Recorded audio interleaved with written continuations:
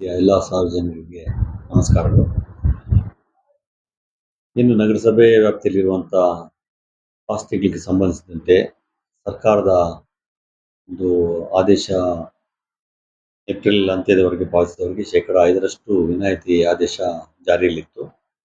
ಸದರಿ ಆದೇಶವನ್ನು ಈಗ ಮೇ 30ರವರೆಗೂ ವಿಸ್ತರಿಸಿ ಆದೇಶ ಮಾಡೋದ್ರಿಂದ ಸಾರ್ವಜನಿಕರು ಈ ಸದುಪಯೋಗವನ್ನು ಉಪಯೋಗಿಸಿಕೊಂಡು ನಿಗದಿತ ಅವಧಿಯಲ್ಲಿ ತೆರಿಗೆ ಪಾವತಿಸಿ 5% ರಿಯಾಯಿತಿಯನ್ನು ಪಡೆದುಕೊಳ್ಳಲು ವಿಧಿಸಲಾಗಿದೆ.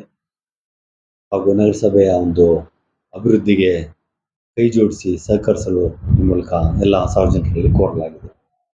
ಇದ್ರ ಜೊತೆಗೆ ನಾವು ನಮ್ಮ ನಗರ ವ್ಯಾಪ್ತಿಯಲ್ಲಿ ಒಂದು ಕೋಲಾರಮ್ಮ ಸ್ವಚ್ಛತಾ ಕಾರ್ಯಪಡೆಯನ್ನು ಸಹ ನಾವು ರಚನೆ ಮಾಡಿದ್ದೀವಿ. ನಮ್ಮ ಕಾರ್ಯಪಡೆ ಪ್ರತಿದಿನ ಒಂದು ಅಂಗಡಿ ಮುಂಗಟ್ಟುಗಳಲ್ಲಿ ಹೋಗುವಂಥದ್ದು, ಅನಧಿಕೃತವಾಗಿ ಪ್ಲಾಸ್ಟಿಕ್ ಬಳಕೆ ಮಾಡ್ತಾ ಇದ್ದಾರೆ ಅದನ್ನು ಮುಟ್ಟುಗೋಲು ಹಾಕುವಂಥದ್ದು, ಅವರಿಗೆ ದಂಡ ವಿಧಿಸುವಂತ ನಡೀತಾ ಇದೆ.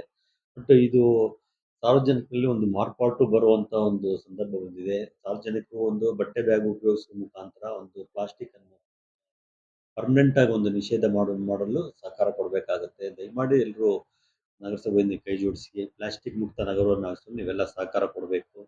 ಅನಧಿಕೃತವಾಗಿ ಉಪಯೋಗಿಸೋದಾಗ್ಲಿ ಅಥವಾ ಮಾರಾಟ ಮಾಡೋದಾಗ್ಲಿ ನಾವು ಕಂಡು ಬಂದಲ್ಲಿ ನಾವು ದಂಡದ ರೂಪದಲ್ಲಿ ಅವ್ರಿಗೆ ಪೆನಾಲ್ಟಿ ಹಾಕಿ ಅದನ್ನು ವಸೂಲಿ ಮಾಡುವಂಥದ್ದಾಗಲಿ, ಅವ್ರ ಮೇಲೆ ಎಫ್ಐಆರ್ ಮಾಡುವಂಥದ್ದಾಗಲಿ, ಮುಂದಿನ ದಿನದಲ್ಲಿ ಅವ್ರ ಲೈಸೆನ್ಸ್ ರದ್ದು ಮಾಡುವಂಥದ್ದೆಲ್ಲ ಒಂದು ಕ್ರಮ ತಗೊಳ್ಳೋಕೆ ನಾವೆಲ್ಲ ಪ್ಲ್ಯಾನ್ ಮಾಡ್ಕೊಂಡಿದ್ದೀವಿ. ದಯಮಾಡಿ ಸಾರ್ವಜನಿಕರು ಸಹಕರಿಸಬೇಕು. ಯಾವುದೇ ರೀತಿಯಾದ ನೀವು ತರಕಾರಿ ಆಗಲಿ, ಹಣ್ಣು ಹಂಪಲು ತೊಗೋಬೇಕು ಅಂದರೆ ನೀವು ಬಟ್ಟೆ ಬ್ಯಾಗ್ ಮುಖಾಂತರ ತೊಗೊಂಬರೋದಾಗಲಿ, ಅಲ್ಲಿ ಪ್ಲಾಸ್ಟಿಕ್ ಕೊಟ್ಟರು ಕೂಡ ನೀವು ಅದನ್ನು ನಿರಾಕರಿಸಿ ನಮಗೆ ಇನ್ಫಾರ್ಮ್ ಮಾಡಬೇಕಾಗುತ್ತೆ. ಇಂಥದ್ದು ಕಡೆ ಪ್ಲಾಸ್ಟಿಕ್ ಕೊಡ್ತಾ ಇದ್ದಾರೆ, ಅದನ್ನು ನೀವು ಗಮನಿಸಿ ಅದ್ರ ಮೇಲೆ ಆ್ಯಕ್ಷನ್ ತಗೊಳ್ಳಿ ಅಂತ ಇನ್ಫಾರ್ಮ್ ಮಾಡಬೇಕಾಗುತ್ತೆ. ಇದಕ್ಕೆಲ್ಲ ನೀವೆಲ್ಲ ಸಾರ್ವಜನಿಕರು ಕೈ ಜೋಡಿಸಿದ್ರೆ ಮಾತ್ರ ನಾವು ಇದನ್ನು ಇಂಪ್ಲಿಮೆಂಟ್ ಮಾಡೋಕ್ಕಾಗುತ್ತೆ. ದಯಮಾಡಿ ಇದನ್ನು ಸಾರ್ವಜನಿಕರು ಒಂದು ಉತ್ತಮ ಪರಿಸರ ನಿರ್ಮಾಣಕ್ಕೆ ಕೈ ಜೋಡಿಸಿ ಪ್ಲಾಸ್ಟಿಕ್ ಅನ್ನು ಸಂಪೂರ್ಣ ನಿಷೇಧ ಮಾಡಲು ಎಲ್ಲ ಸಹಕರಿಸಬೇಕು ಅಂತ ಕೋರ್ತಾ ಇದ್ದೀನಿ.